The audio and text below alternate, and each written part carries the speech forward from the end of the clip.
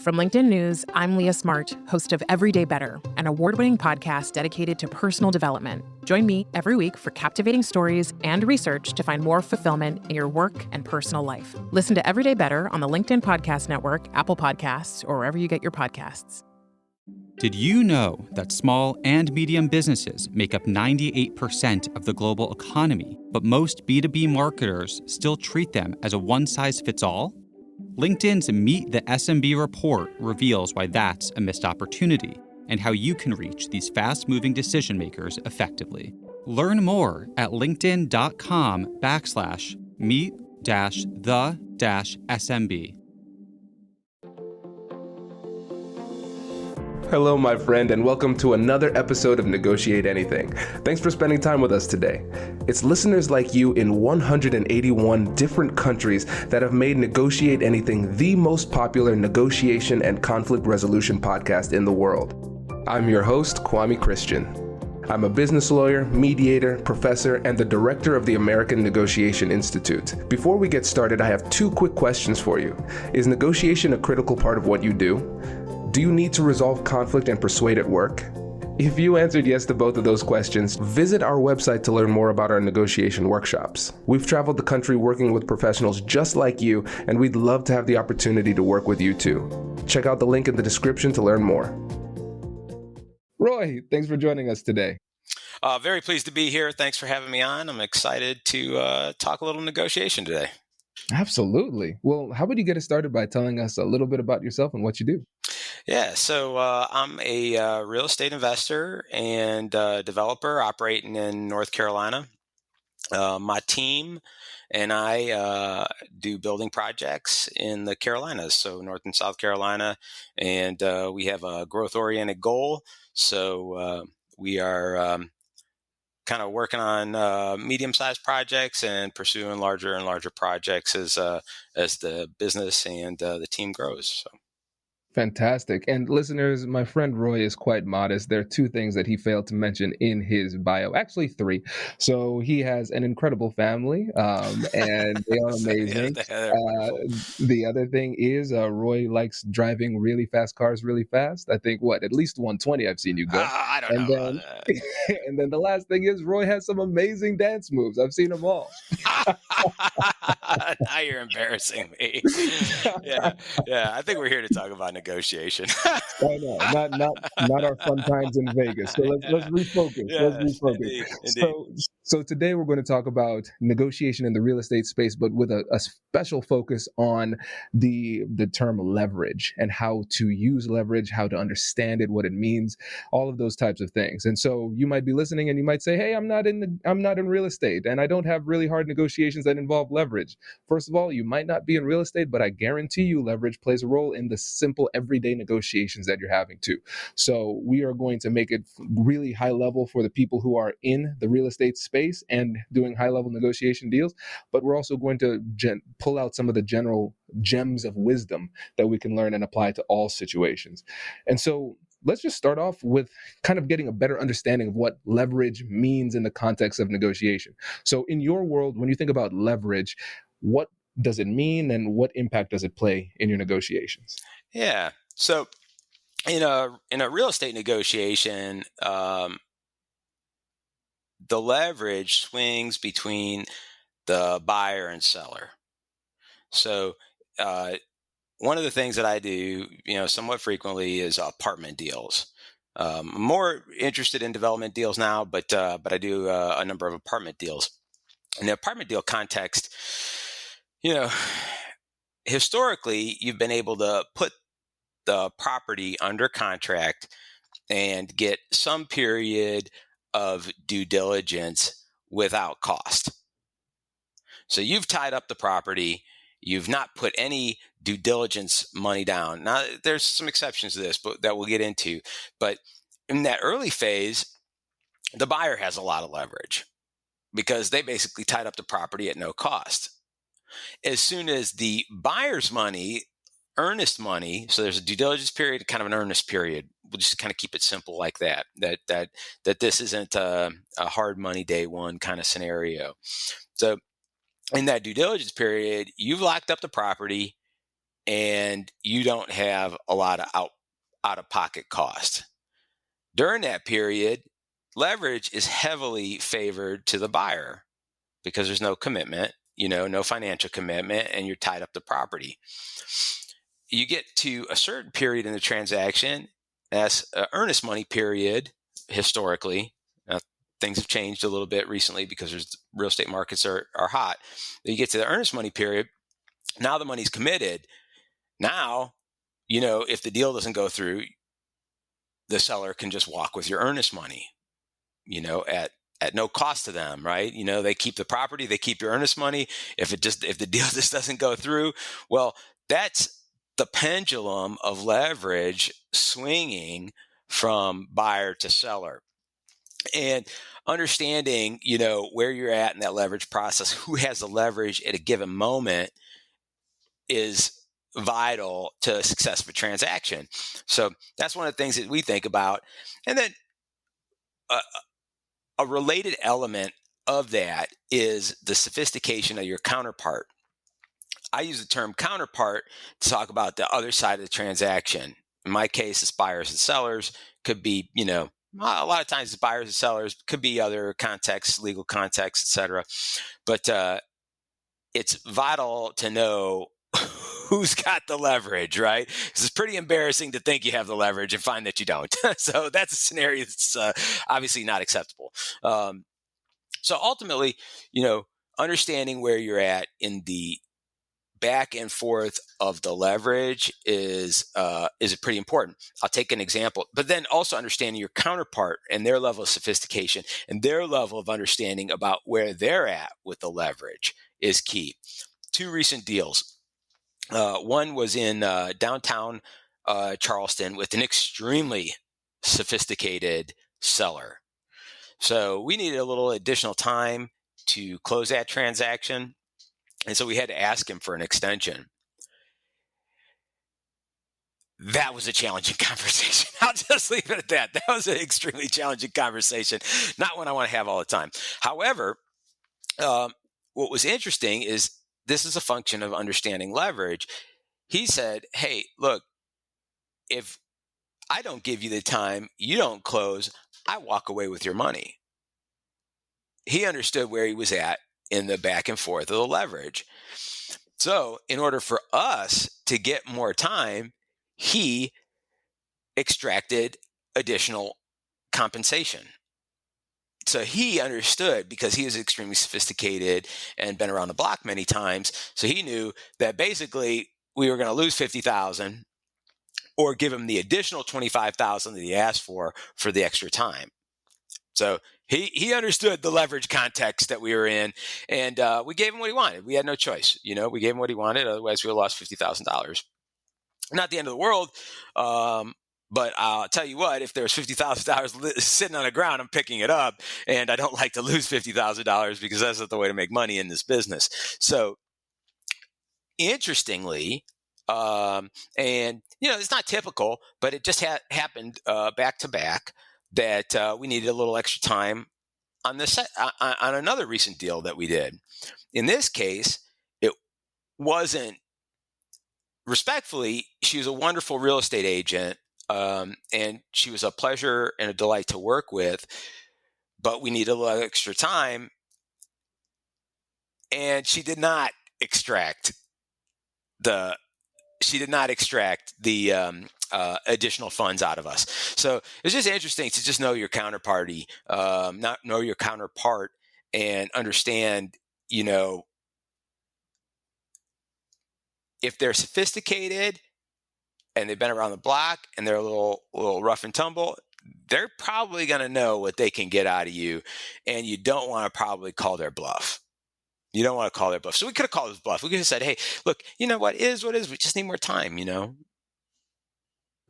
This guy we weren't going to do that with. We knew better than to do it with this guy, respectfully to Hank, and we'll just leave it at that. Yep, makes sense. And I think those examples that you gave are really powerful because when you think about the book definition of leverage, it's the degree to which you can extract a concession from another party without getting a commensurate concession in return. right? Yeah. And so if you have power and leverage and you are the person with the power and leverage, you can make people give you things without you having to give them things, Yeah. right? And so in that situation, he had the leverage. He had your money and you didn't have any other options at that juncture. And he knew it. And so he said, "Hey, give me $25,000 or else I'm going to take your $50,000." That was pretty much how it went down.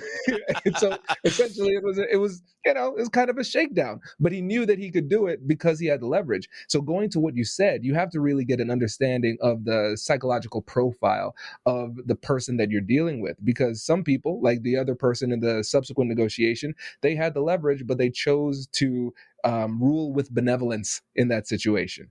I think it's interesting because the fact pattern was a little different. For what it's worth, in the case of our downtown Charleston deal, where the 25,000 was extracted,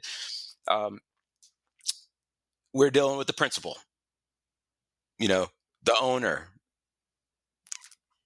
presumably the most sophisticated of the bunch, the most vested. In the case of the other deal, which won't give a lot of specifics about, but in the case of the other deal, we're dealing with an agent, not the principal. So her level of vesting was different. She's a little less vested. Again, I don't want to call out the specific transaction because I'm not trying to paint her in a non-favorable light. Ultimately, there was another dimension, which was that her property had sat a little longer. So we jumped on our downtown Charleston opportunity because we get to build new construction in downtown Charleston, which is not an opportunity that presents itself all the time. The other opportunity is a attractive Charlotte-based opportunity, which we're very excited about.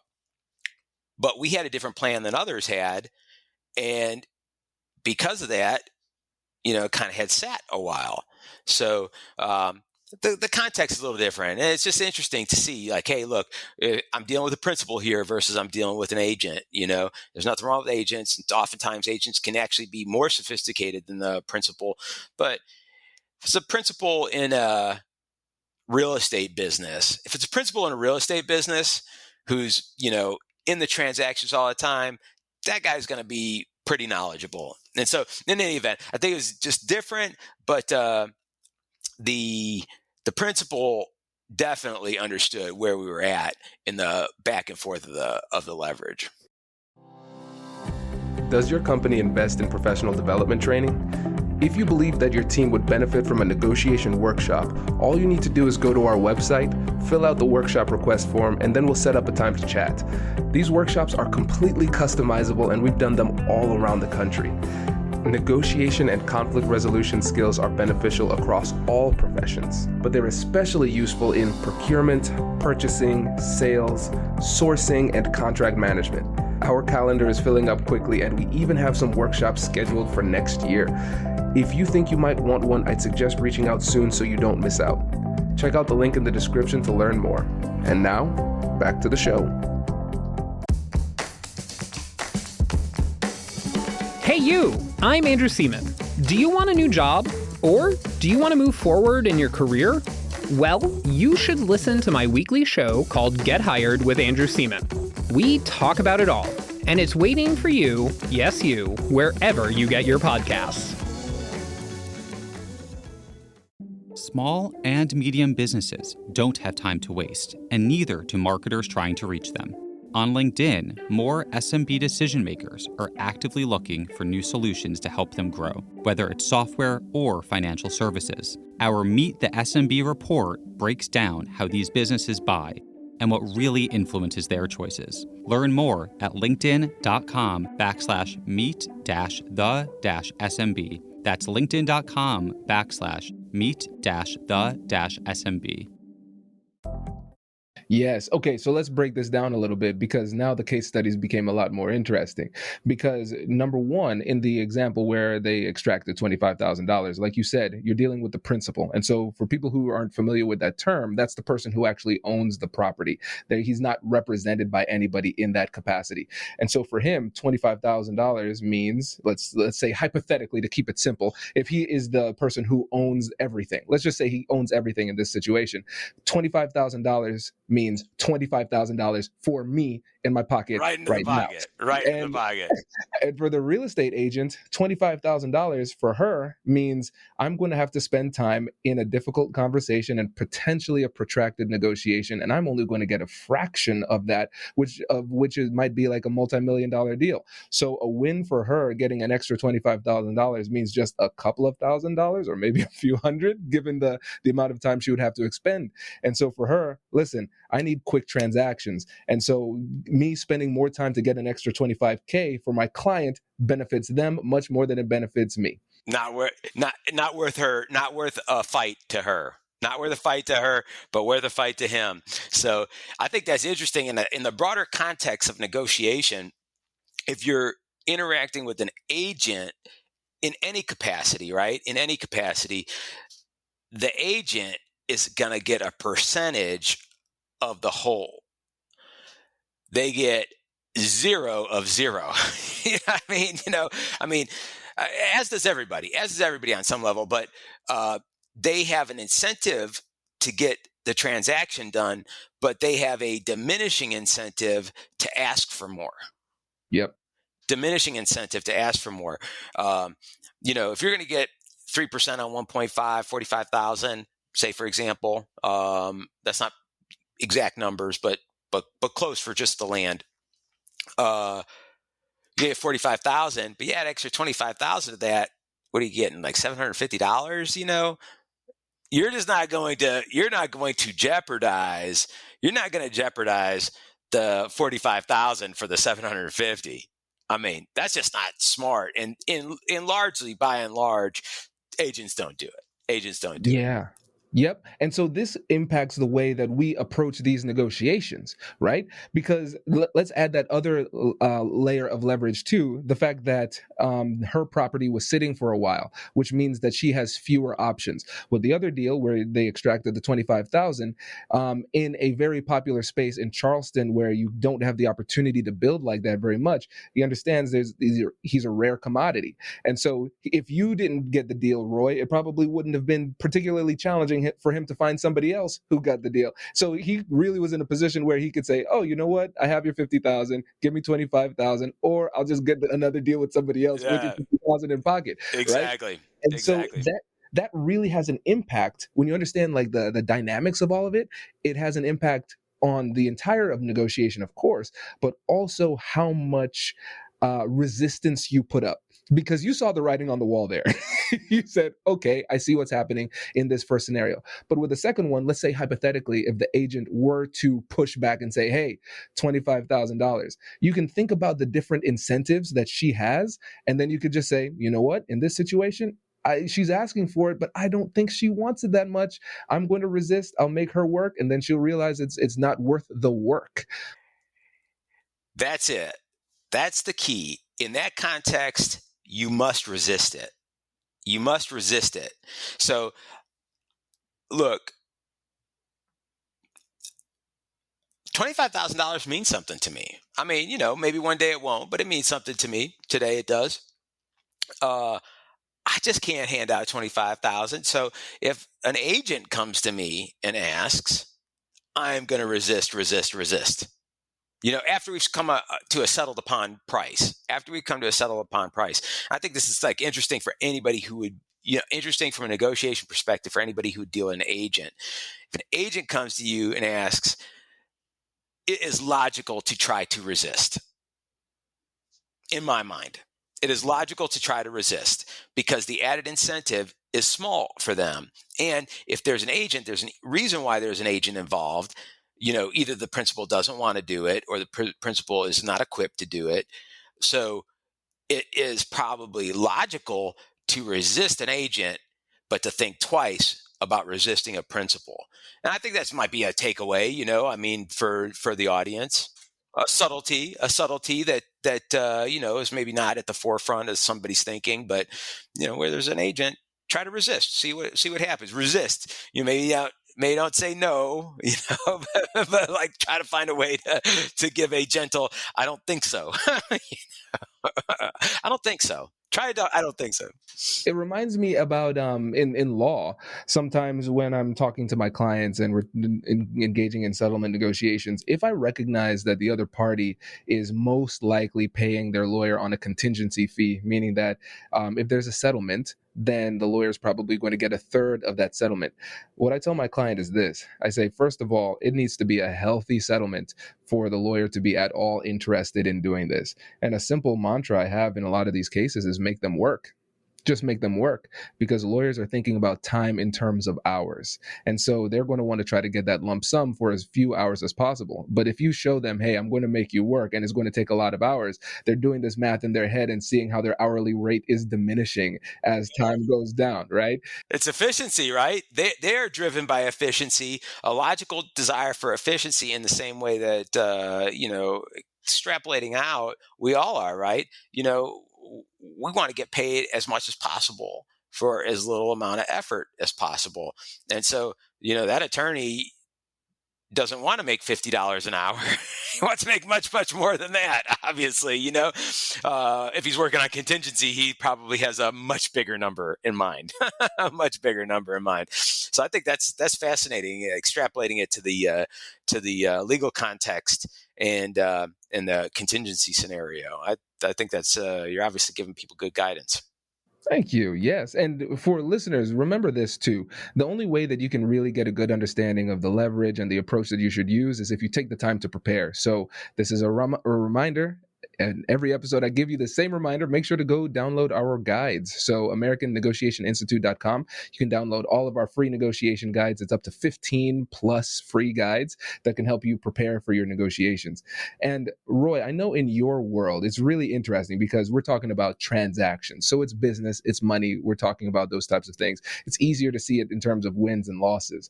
But at the same time, relationships matter in the process. So for you and your team, how do you balance making sure that you're putting yourself in the best position to get the best deal with relationship management? So I think that's interesting. I feel I have two broad